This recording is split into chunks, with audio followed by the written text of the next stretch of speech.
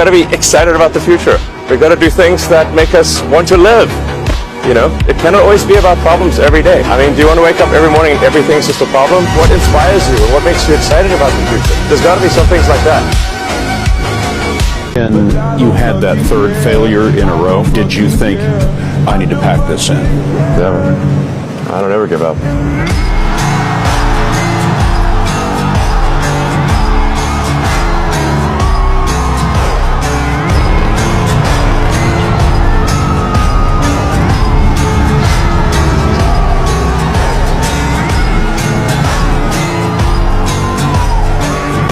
Some people want to live forever or for a much longer period of time, and they see AI as the only way to, or digital superintelligence as the only thing that can figure out how to get them to live forever. I think Kurzweil is in that category.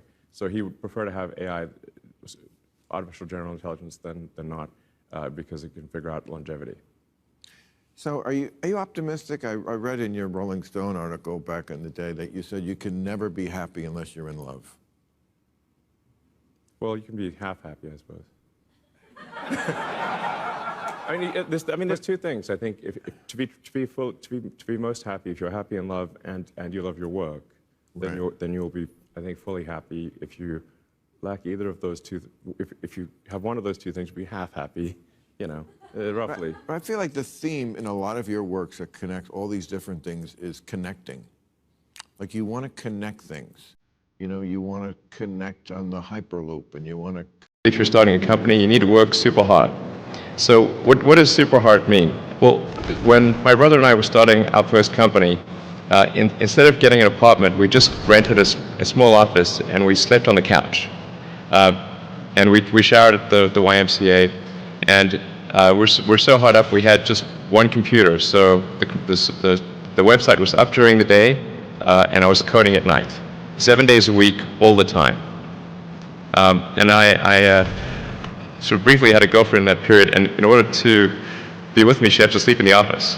So work hard, like, I mean, every waking hour. That's the thing I would say, particularly if you're starting a company. There's no need even to have a college degree at all, or even high school. I mean, if somebody graduated from a great university, that may be an indication that they will be capable of great things, but it's not necessarily the case. You know, if you look at, say, people like Bill Gates or Larry Ellison, Steve Jobs, these guys didn't graduate from college. But if you had a chance to hire them, of course, that would be a good idea. You don't need college to learn stuff, okay?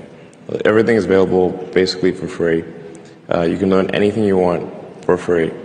It is not a question of learning. So I think colleges are basically for fun and to prove you can do your chores, but they're not for learning. How did you figure you were going to start a car company and be successful at it? Well, I didn't really think Tesla would be successful. I thought we would most likely fail. But I thought that we at least could address the false perception that people had that an electric car had to be ugly and slow and boring like a golf cart. But you say you didn't expect the company to be successful, then why try? If something's important enough, you should try, even if the probable outcome is failure.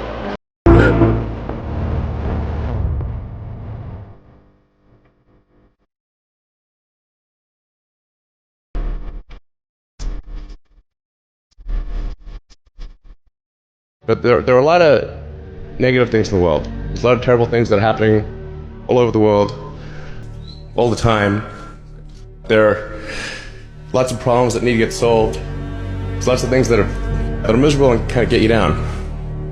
But life cannot just be about solving one miserable problem after another. That can't be the only thing.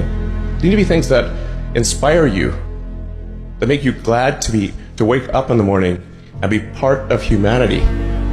It is time to go forth, become a star-faring civilization, be out there among the stars, expand the scope and scale of human consciousness. I find that incredibly exciting. That makes me glad to be alive. I would have to be insane if I thought the odds were in my favor. Why even begin? When something is important enough, you do it even though the odds are not in your favor. How much of your personal fortune have you poured into this? $100 million. $100 million into something that you did not believe would work at the beginning. Yes.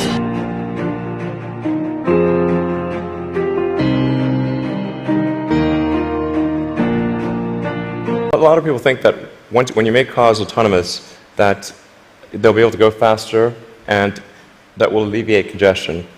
And to some degree that will be true. But once you have shared autonomy where it's much cheaper to go by car, and you can go point to point, the affordability of going in a car will be better than that of a bus. Like, it would cost less than a bus ticket.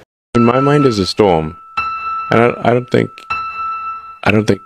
most people would want to be me. They may think they would want to be me, but they don't know. They don't understand. How are you doing? I mean, overall okay.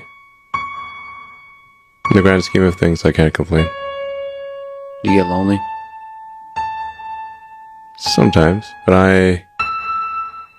my kids and friends keep me company. Okay.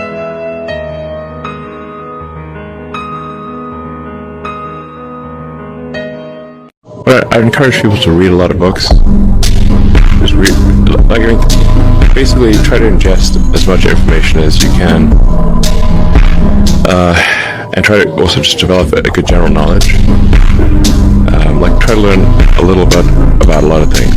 I think one of the biggest mistakes people generally make, and I'm guilty of it too, is wishful thinking.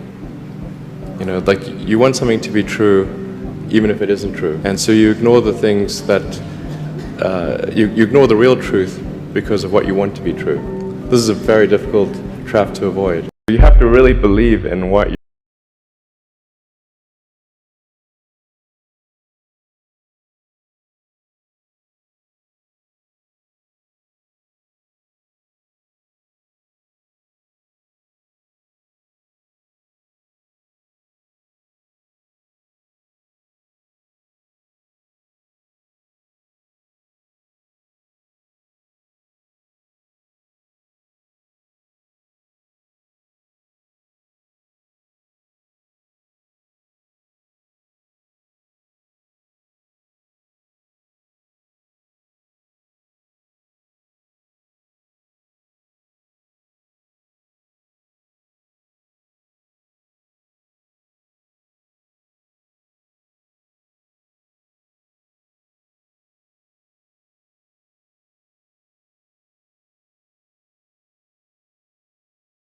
even though the risk of failure is high.